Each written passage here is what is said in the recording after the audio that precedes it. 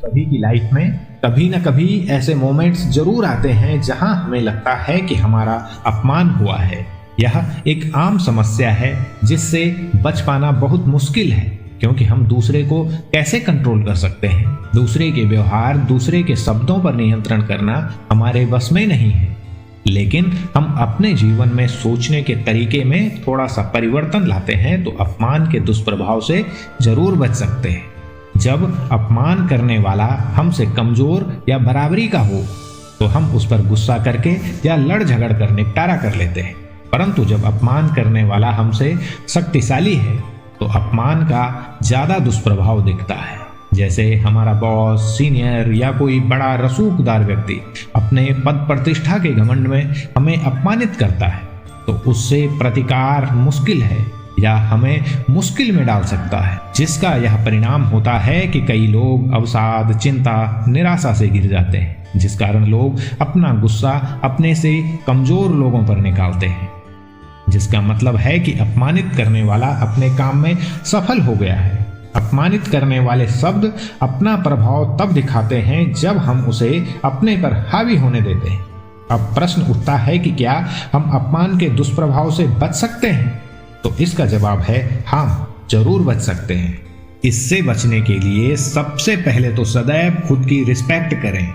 जब हम खुद ही खुद की रिस्पेक्ट नहीं करेंगे तो दूसरे से क्या उम्मीद रख सकते हैं? खुद को रिस्पेक्ट देने का मतलब यह है कि अपने क्षुद्र सुखों के लिए किसी के आगे कभी न झुकें। लालच, कामचोरी जैसी चीजें हमें अपमानित करवाती हैं। अपनी वेशभूषा साफ सुथरी रखें। प्रायः जो लोग अच्छे साफ सुथरे कपड़े पहनते हैं उनसे कुछ कहने से पहले लोग जरूर सोचते हैं, परंतु जो अपनी वेशभूषा पर ज्यादा ध्यान नहीं देते उनको लोग बिना सोचे समझे कुछ भी कह सकते हैं। ऐसा सबके साथ नहीं होता है या ऐसा हर कोई नहीं कहता है, लेकिन ऐसा होता है। अपने काम को ईमानदारी से करें ताकि कोई हम पर उंगली न उठा सके। अब इसके बाद भी यदि कोई अपमानित करे तो थोड़ा शांत रहने का प्रयास करें। संभव हो तो उठकर चल देना चाहिए। तुरंत रिएक्शन देने की कभी जल्दबाजी न करें। थोड़ा सा विचार करना है कि क्या हम में और इस अपमानित करने वाले में कोई फर्क है। हम क्यों इसकी तरह बने। हमें ध्यान रखना चाहिए कि वह शब्द तब अपना असर शुरू करेंगे जब हम उन शब्दों को अपने भीतर घुसने देंगे। हम बोलने वाले को नियंत्रित नहीं कर सकते, परंतु खुद पर तो नियंत्रण रख सकते हैं। तुरंत रिएक्शन देने के बजाय चुप रहना ही श्रेष्ठ है, नहीं तो उसका कुछ बिगड़े या ना बिगड़े, हमारा जरूर काम बिगड़ जाएगा। मैं यह नहीं कहता कि हमें अपमान चुपचाप सहन कर लेना चाहिए। यह नहीं कहता कि हमें अपमान का बदला नहीं लेना है। बदला जरूर लेना है, परंतु उससे बिल्कुल अलग अंदाज में। जैसे घनानंद ने चाणक्य को जब अपने भरे दरबार में अपमानित किया था तो चाणक्य ने इसका जवाब नंद वंश को समाप्त करके मौर्य वंश की स्थापना करके लिया। यदि चाणक्य वहीं पर कुछ बोल देते तो क्या यह संभव था? हो सकता है कि चाणक्य को वहीं पर मौत के घाट उतार दिया जाता, लेकिन चाणक्य ने धैर्य रखा। दक्षिण अफ्रीका में गांधी जी को जब अंग्रेजों ने ट्रेन से बाहर फेंक दिया था तो उन्होंने तुरंत रिएक्शन देने के बजाय उनकी सत्ता को ही उखाड़ फेंक कर अपना बदला लिया। एंड्रू फ्लिंटॉफ ने युवराज सिंह को जब गाली दी तो युवराज सिंह ने 6 छक्के लगाकर अपना बदला लिया। और बदला लेना ही है तो रतन टाटा की तरह लेना चाहिए। बात उन दिनों की है जब रतन टाटा और टाटा ग्रुप ने 1998 में अपनी पहली कार टाटा इंडिका मार्केट में उतारी। लेकिन 1 साल बाद टाटा ग्रुप को लगा कि कार का कारोबार हमें प्रॉफिट नहीं पहुंचा रहा है, तो उन्होंने इसे बेचने की सोची और फोर्ड कंपनी से बातचीत शुरू हुई।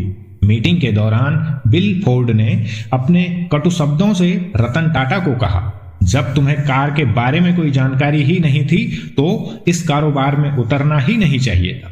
रतन टाटा बिना कुछ कहे वापस आ गए और अपने काम में लग गए। 9 साल बाद वैश्विक मंदी छाई और फोर्ड कंपनी दिवालिया होने के कगार पर आ गई। कहीं से भी उनको मदद नहीं मिल रही थी।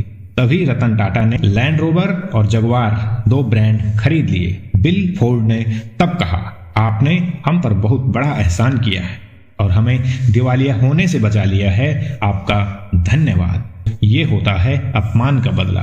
ऐसे ही एक बार एक युवक महात्मा बुद्ध को बहुत बुरे बुरे शब्दों से अपमानित कर रहा था।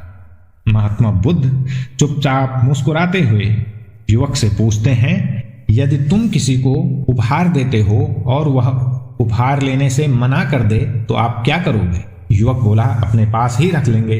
तो भगवान बुद्ध बोले, मैं भी तुम्हारे उपहार स्वरूप अपशब्दों को नहीं लेना चाहता। तो युवक लज्जित होकर वहां से चला गया। ऐसी बहुत से किस्से कहानियां हैं जिनका यही सार है कि हमें किसी के द्वारा कहे गए शब्दों से खुद को व्यथित नहीं करना है, अपना आपा नहीं खोना है और अपनी शांति को बरकरार रखना है। हमें उसकी तरह बिल्कुल नहीं बनना है जिससे हम बिल्कुल भी पसंद नहीं करते। तुरंत प्रति उत्तर देकर हम भी उसी की श्रेणी में आ जाएंगे। उसके अपमान भरे शब्दों का सबसे बढ़िया उत्तर तो यही होगा कि हम उसे यह दिखाएं कि हम पर तुम्हारे अपशब्दों का कोई असर नहीं है। यह सब सामान्य बात नहीं है और यह करना आसान भी नहीं है, परंतु कोशिश करेंगे तो सब कुछ संभव है।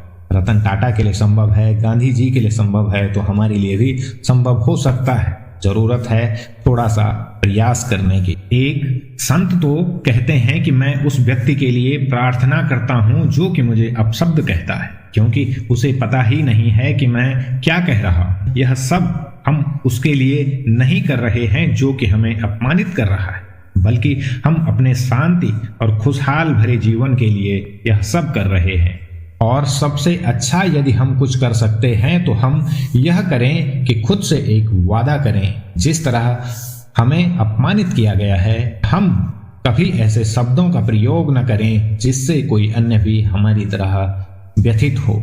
महात्मा बुद्ध ने तो बुरे शब्दों को भी हिंसा का ही रूप दिया है, इसलिए सदैव प्रेममय शब्दों का ही प्रयोग करें। पतंजलि के योग सूत्र में लिखा है, अप्रिय सत्य कभी न बोले, अर्थात जिस सत्य से किसी का दिल दुखे उसे बोलना वर्जित बताया गया है। तो आज बस इतना ही, मिलते हैं अगली वीडियो में, तब तक के लिए नमस्कार, जय श्री कृष्णा।